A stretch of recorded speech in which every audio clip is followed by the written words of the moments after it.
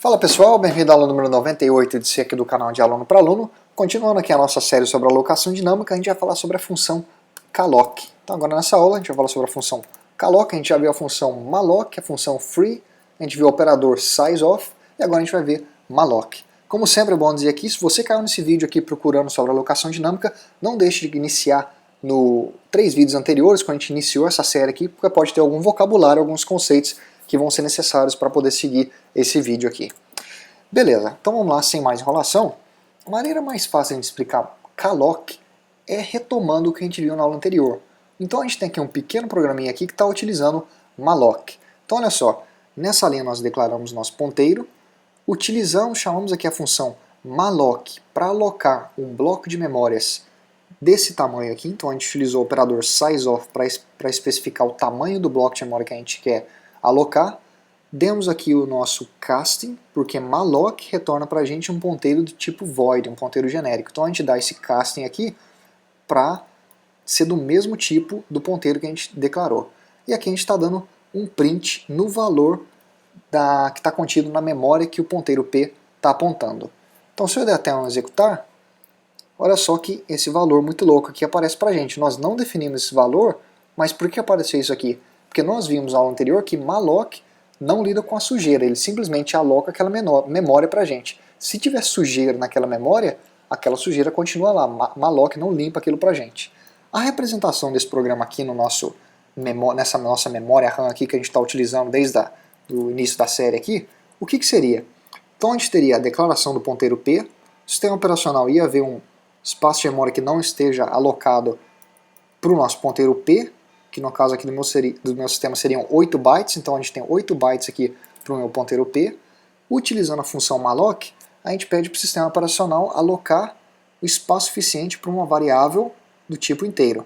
Então está aqui os 4 bytes que foram alocados, e a função malloc retorna através de um ponteiro void esse endereço aqui para a gente, o endereço do bloco que foi alocado. E aí o nosso ponteiro P aponta nessa memória aqui, fazendo lá o nosso casting. Aponta ali. Beleza, essa é a apresentação desse programa. Como que seria calloc? Então, para iniciar aqui, eu vou simplesmente mudar o nome de malloc para calloc. Então essa é a primeira alteração aqui, o nome das funções são diferentes. Só que tem outra diferença crucial aqui. Calloc, em vez de receber apenas um único argumento, ou seja, malloc recebe apenas o quê? O tamanho em bytes do espaço, do bloco de memória que a gente quer alocar. Calloc recebe 2 argumentos. Vou colocar aqui 10 e depois sizeOf int. E o que é isso aqui? Um dos argumentos que calloc recebe, que é o segundo argumento, é a mesma coisa, a mesma ideia de malloc. É o tamanho em bytes que a gente quer alocar. Então eu vou informar aqui que eu quero alocar tamanho de uma variável inteira. E o que é esse 10 aqui? Esse 10, que é o primeiro argumento, deve ser um número inteiro positivo que informa o quê? Quantos elementos desse tamanho eu quero alocar. Por exemplo, se eu colocasse aqui o número 5, eu estaria alocando 5 espaços de memória desse tamanho aqui. Ó. Como a gente colocou 10, seriam 10 espaços de memória de tamanho int. Então vamos pensar, sizeOf int são 4 bytes. Se eu quero alocar 5 vezes 4 bytes, a gente está alocando aqui 20 bytes. É isso então que está acontecendo. Como que seria a representação desse programa aqui agora no nosso desenho?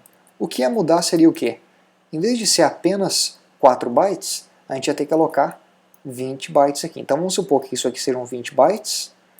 E aí essa função calloc retorna também através de um ponteiro do tipo void. Então a gente tem que fazer aquele casting quando utilizar calloc para esse endereço aqui. Ó. E o nosso ponteiro agora aponta para esse endereço. E tem uma outra diferença. A função calloc, diferentemente de malloc, faz um favor para a gente. Ela inicializa o valor desse endereço aqui, ó, desse bloco de memórias com 0. Então, diferentemente agora, se eu der um executar nesse programa, em vez de eu ver esse lixo de memória aqui, ó, a gente vai ver o valor 0. Então, vamos tirar a prova, você deu um executar? Olha só, 0 aqui. Por quê? Calloc inicializa o valor naquele bloco de memória que foi alocado. Beleza. Agora uma pergunta que pode surgir, que a gente entendeu agora como a gente pode utilizar calloc, é Seria possível fazer a mesma coisa, alocar um bloco de memória para 5 tipos de dado tipo inteiro utilizando malloc? Malloc recebe apenas um único argumento. Tem como fazer isso? A gente meio que viu isso aqui na aula anterior que tem como. Eu vou mudar isso aqui para malloc de novo. Então agora malloc. Por que a gente está recebendo esse erro?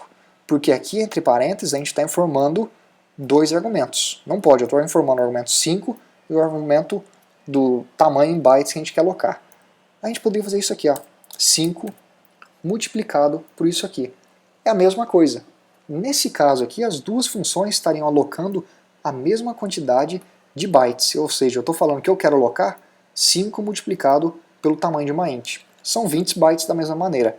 A diferença é que, desse modo aqui, a gente ia ter sujeira na memória que foi alocada, porque malloc não inicializa com o valor 0. O que mais que a gente poderia nos perguntar aqui? Vou dar um voltar, então a gente está de volta aqui com o nosso calloc, estamos aqui de volta.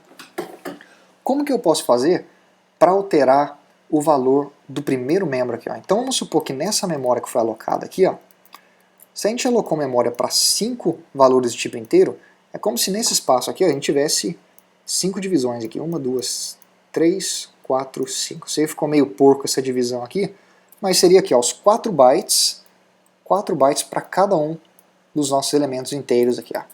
Então como que a gente pode fazer para escrever nesse aqui? Ó? Eu quero escrever nesse primeiro. Se você acompanhar nossas aulas sobre ponteiros, isso aqui já deveria estar claro, porque a ideia é a mesma, é um ponteiro para a gente acessar esse bloco ou esse, é utilizar os conceitos de ponteiros. Mas vamos lá, vamos fazer isso aqui. Ó. Eu posso dizer o seguinte, ponteiro P igual a 10. E aqui a gente está dando um print em ponteiro P. Se eu der um executar, está aqui o nosso 10. Então esse código aqui é a mesma coisa que vinha aqui no primeiro e escrever 10. E se eu quisesse alterar o segundo? Eu vou deixar o primeiro do jeito que está, ou seja, até agora, todo mundo aqui está com 0. Agora eu quero alterar o segundo. É isso que eu quero fazer. Como que a gente pode fazer isso? Para alterar o segundo, eu vou vir aqui, uma opção seria fazer o quê? P mais 1. Sei que já faz tempo, são 40 aulas anteriores que a gente falou sobre ponteiros, a gente viu isso aqui. Para acessar o segundo membro, a gente chama o nosso ponteiro aqui, o nosso asterisco, para informar que é um ponteiro, e entre parênteses informa qual posição que a gente quer acessar. Então P mais 1, eu vou dizer que é igual a 10. Então isso aqui corresponde a vir no segundo aqui, escrever 10 e está aqui.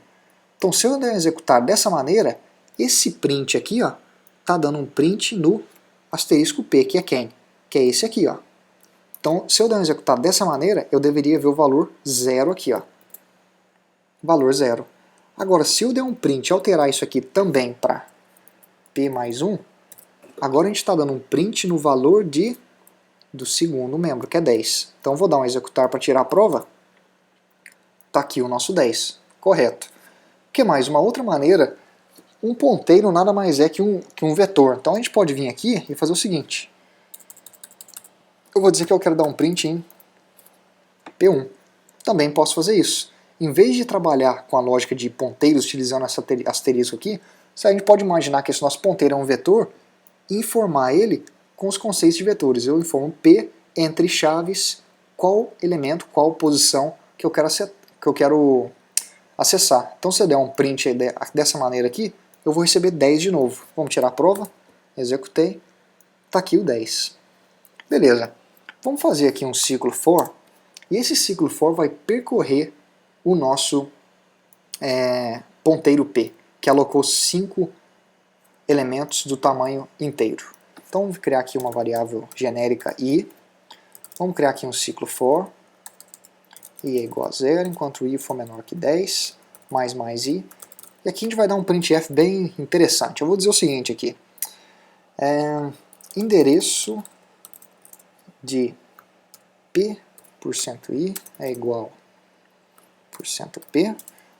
Já vou explicar o que eu estou fazendo nesse printf aqui. Por enquanto, se você estiver digitando o código, só digitar da mesma maneira aqui, valor de p%i é igual a %i. E aqui a gente vai colocar i, vou colocar aqui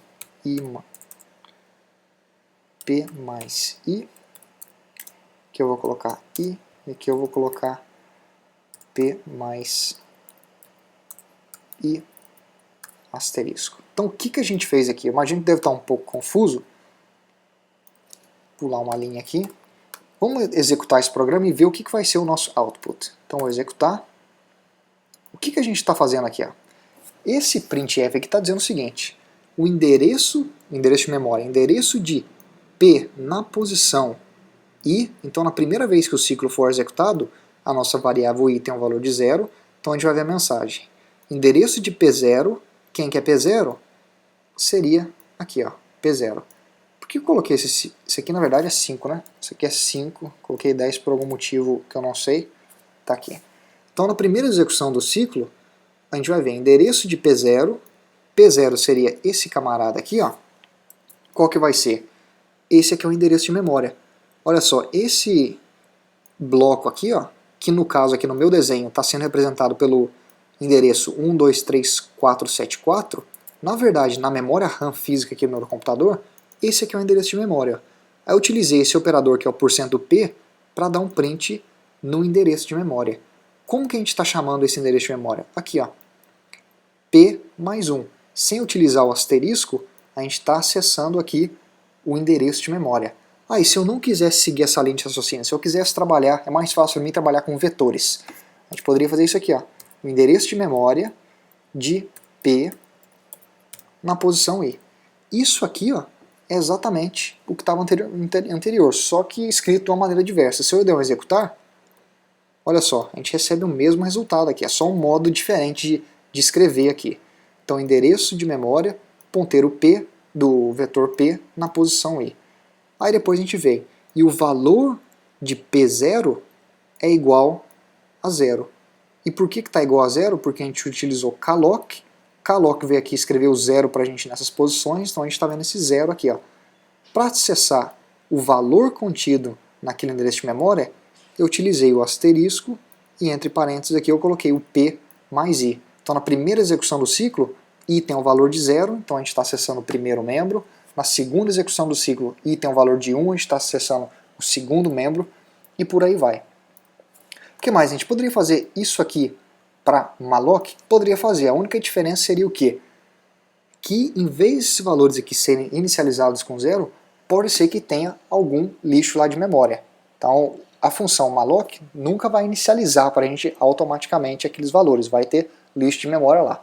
Pode ser que o modo quando a gente utilizar malloc, você vê, tá vendo? Vamos até utilizar. Eu vou escrever malloc aqui, ó. Escrever malloc. Utilizamos malloc para alocar memória para 5 membros tipo inteiro. Eu vou dar um executar agora. Olha que eu também vi o valor 0 aqui. Por quê? Isso aqui pode ser o lixo de memória que já estava anteriormente. Quando a gente executou o programa com calloc, calloc escreveu 0 lá. Aí agora eu executei o programa logo em seguida com malloc, pode ser que esse 0 aqui, ó, seja os zeros que já estavam escritos e ficou lá.